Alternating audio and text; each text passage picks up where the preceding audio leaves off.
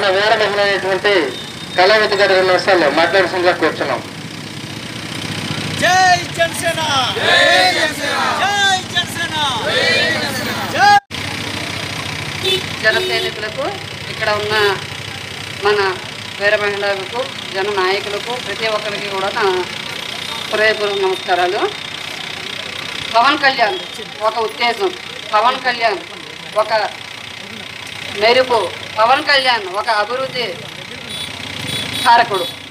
ఈరోజు వరకు ఆయనకి ఏ పదవి లేకున్నా సరే, అధికార ప్రతిపక్షాల్లోకి రాకపోయినా సరే, ఆయన సమస్యలు గుర్తించి రాష్ట్రం నలుమూలల ఈ చోట ఆ చోట అని కాదు, ఏ చోట అయినా సరే ఈ రోజు వరకు ఎంతోమంది నాయకులు ఎన్నో అనుభవించారు, ఎన్నో అధికారాలు చవి చూశారు. కానీ ఏ రోజు కూడా ఎవరు ఏ సమస్య గురించి కూడా స్పందించలేదు. ఏ నాయకుడు స్పందించని తీరుని ఆయన ప్రపంచ దేశాల్లో చాటి చెప్పి ఎక్కడెక్కడ వారిని ఉత్తేజపరిచి సొసైటీని మా వంతుగా మా ధర్మం నిర్వర్తించాలని ఎంతోమందికి ఈవేళ వరకు రాజకీయాలంటే ఒక కొళ్ళు బురద కుతంత్రాలు మేము దూరంగా ఉంటాం అని ఈ రోజు వరకు ఇటువైపు చూడని వారిని కూడా ఉత్తేజాలతో ప్రభావితులను చేసి ఎలాగైనా సరే పవన్ కళ్యాణ్కి మనం సపోర్ట్ చేయాలని ఎంతో మేధావి వర్గం కానీ ప్రపంచ దేశాల నుంచి ఒక వెస్ట్రన్ కంట్రీ నుంచి కూడా వచ్చి సపోర్ట్ చేయడం జరుగుతుంది. అందుకని అలాంటి నాయకుడి కోసం మన లాంటి వారు ఎంత చేసినా సరే తక్కువ. కాబట్టి ప్రతి ఒక్కరు కూడా దీన్ని గుర్తించి తప్పనిసరిగా సరే గాజువాక అనేది అత్యుత్తమ ప్రజలు ఉండేదే కాదు, అత్యంత సమస్యలు ఉన్న సామాజిక న్యాయం చేయవలసిన ప్రాంతం. అది ఎలా చేయాలంటే ఈవేళ ప్రతి ఒక్కరు ఏ నోట విన్నా సరే ప్రతి ఒక్కరు కూడా పవన్ కళ్యాణ్ వంటి నాయకుడు, పవన్ కళ్యాణ్ వంటి కాదు, పవన్ కళ్యాణ్ గారు వస్తే తప్ప ఈ సమస్య తీరదు అని వారి అభిప్రాయాలు వెలుగుస్తున్నారు. కాబట్టి ప్రతి ఒక్కరు కూడా దాన్ని గుర్తించి, ఎందుకంటే ఈవేళ చాలా మంది చాలా రాజకీయాలు చూశారు, ఎన్నో ప్రతిపక్ష అధికార పక్షాల నుంచి కూడా చవి చూసి వచ్చారు. వాళ్ళు ఏం చేశారు అనేది, లోకల్ సమస్యలను ఎంతవరకు పరిష్కరిస్తున్నారు అనేది ప్రతి ఒక్కరు కూడా మనకు సామాన్య మానవులకు మనకు తెలుసు. కాబట్టి ఇంకా అది ఎంతమంది వచ్చినా పరిష్కరించిన సమస్య కాబట్టి దాని మీద నిజమైన ఈవేళ ఎవరో చెప్తే కాదు, ప్రతి ఒక్కరి చుట్టూ మనం తిరుగుతాం, నా సమస్య ఇది తీర్చండి బాబు అని.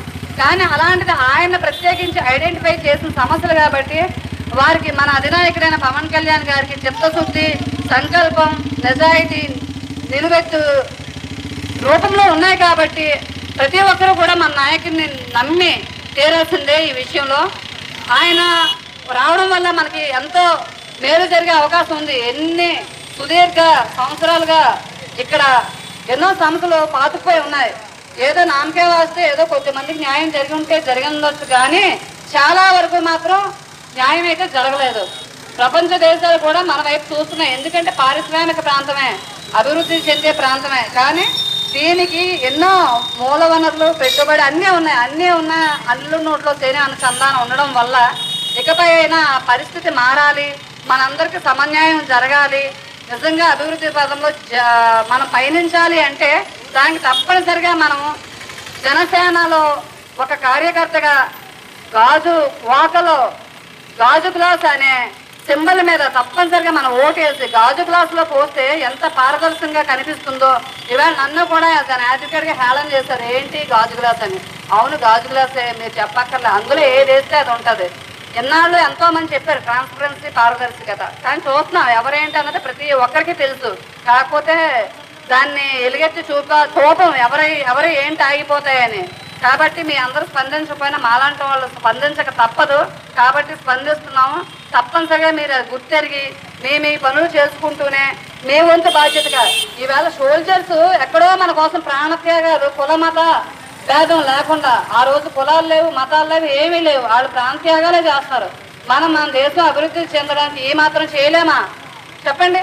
మన ప్రాణత్యాగాలు చేయొద్దు. చాలామంది సొసైటీని మారుస్తామని ఒక వివేకానంద, ఒక భగత్ సింగ్ చాలా మంది వచ్చారు, కానీ వాళ్ళకి మనలాంటి సపోర్ట్ లేక అది అక్కడే ఉండిపోయింది. అట్లీస్ట్ వాళ్ళందరినీ దృష్టిలో పెట్టుకొని ఇకపై అలాంటి నాయకుడు మన పవన్ కళ్యాణ్ కాబట్టి కంపల్సరీగా మనకున్న శక్తి మేరకు మన సమయాన్ని, మన ఓటుని సద్వినియోగపరుచుకొని ఇకపై అయిన భవిష్యత్తులో మన సమాజ అభివృద్ధికి తోడ్పడతారని ప్రతి ఒక్కరు కూడా నేను ఆశిస్తూ ఈ అవకాశం ఇచ్చిన పార్లమెంటరీ కమిటీ అధ్యక్షుల్లో ఒకరైన ముసలయ్య గారికి అండ్ మా మన జన సైనికులందరికీ నౌకరాజు గారికి ప్రతి ఒక్కరికి కూడా నా ధన్యవాదాలు తెలుపుకుంటూ జై జనసేన, జై పవన్ కళ్యాణ్, జై హింద్.